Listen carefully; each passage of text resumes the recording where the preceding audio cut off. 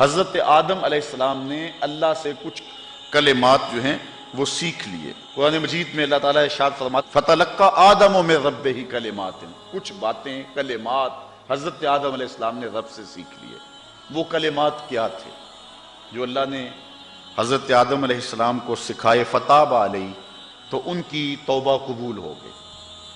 تو امام حاکم نے اس حدیث کو روایت کیا ہے۔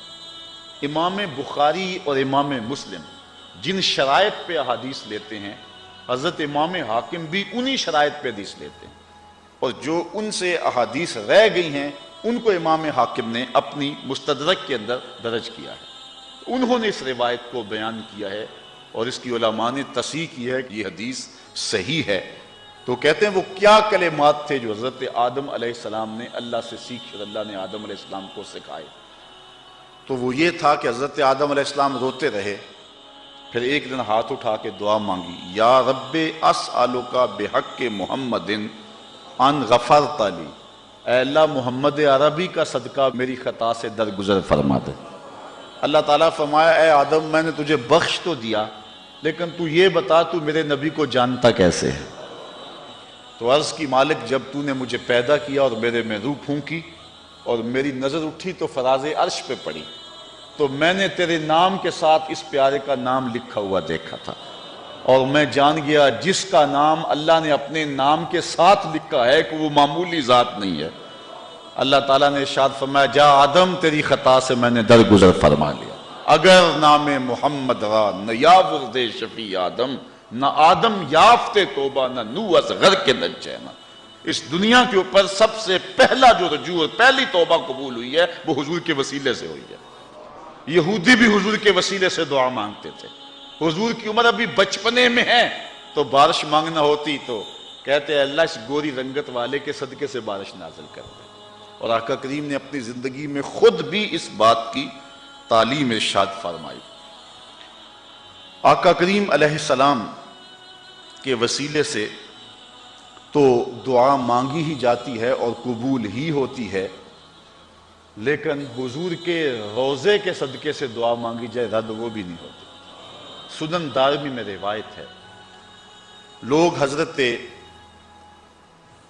عائشہ رضی اللہ تعالی عنہا کے پاس آئے اور آ کے ساری کہانی سنائی کہ قحط پڑ گیا ہوا ہے اور بارش نہیں ہو رہی، کیا کریں؟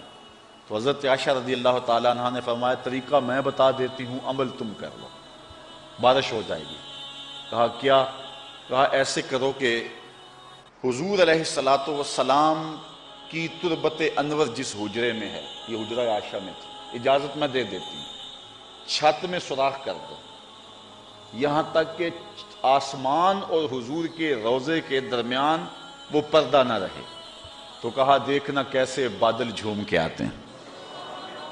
سنن دارمی کی روایت ہے، اور بھی لوگوں نے اس کو روایت کیا ہے۔ پھر کیا ہوا کہ جب لوگوں نے جو ہے وہ اس میں سراخ کر دیا تو اس قدر می برسا اور اس قدر سبزے اگے کہ جانور چربی سے موٹے ہو گئے، اور لگتا تھا کہیں چربی کی وجہ سے، موٹاپے کی وجہ سے پھٹ نہ جائیں۔ تو اس سال کا نام اہل عرب نے رکھا عام الفتق۔ عام الفتق کا معنی ہے پھٹنے کا سال، یعنی ہر جانور اتنا پھولا ہوا تھا اور اتنا موٹا تھا کہ ہر بندہ کہتا تھا یہ جانور پھٹ نہ جائے کہیں۔ تو اس سال کا نام عربوں نے رکھ دیا عام الفتق، پھٹنے کا سال۔ یہ سال کب پیدا ہوا؟ جب حضور کے روضہ انور اور چھت کے درمیان سے وہ جگہ تھوڑی سی ہٹا دی گئی اور آسمان نے جب حضور کے روضے کا نظارہ کیا تو جھوم کے برسنے لگا۔ اللہ اکبر۔ حضور نبی رحمت صلی اللہ علیہ وآلہ وسلم کے وصال کے بعد ایک معروف قحط پڑا جس کو عام الرمادہ کہتے ہیں۔ حضرت عمر فاروق رضی اللہ تعالی عنہ کا دور تھا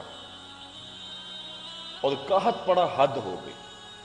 حضرت بلال بن حارث رضی اللہ تعالی عنہ صحابی رسول ہیں، ایک حضرت بلال بن رباح ہیں جنہیں حضرت بلال حبشی کہتے ہیں، یہ اسی نام کے ہیں لیکن ان کی ولدیت حارث ہے۔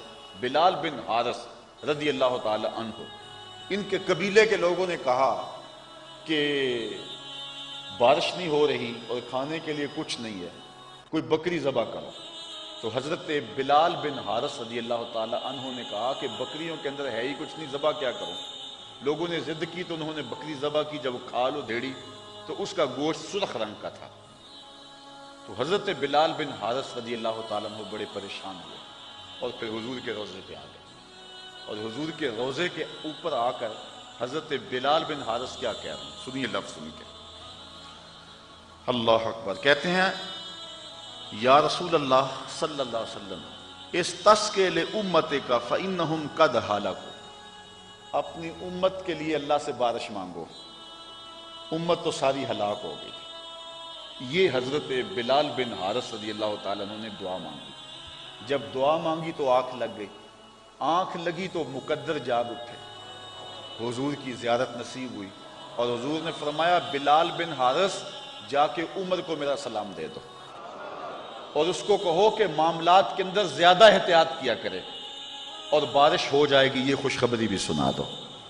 تو حضرت عمر فاروق رضی اللہ تعالی عنہ کو جب حضرت بلال بن حارث رضی اللہ تعالی عنہ نے جا کے یہ خبر دی، اس وقت صحابہ موجود تھے، تو حضرت عمر فاروق رضی اللہ تعالی عنہ رو پڑے اور کہا کہ جتنا میرے بس میں ہے اتنا تو میں کوشش کرتا ہوں، جہاں مجبور ہو جاتا ہوں میں وہاں کیا کر سکتا ہوں۔ اور حضرت سیدنا عمر فاروق رضی اللہ تعالیٰ عنہ زاروں کے تار رونے لگے، اور پھر عام الرمادہ ختم ہوا اور چھم چھم می برسنے لگا، تو حضرت بلال بن حارث رضی اللہ تعالیٰ عنہ نے حضور کے روضے پہ جا کے یہ کہا، حضور اللہ کی بارگاہ میں آپ دعا کیجئے کہ بارش ہو۔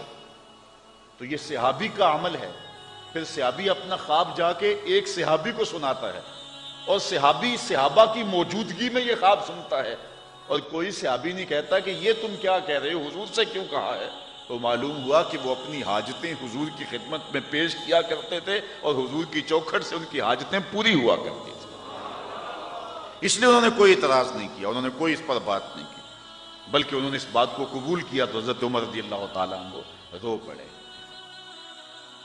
مہربانی کر کے اس چینل کو سبسکرائب کریں اور زیادہ سے زیادہ اس ویڈیو کو شیئر اور لائک کریں۔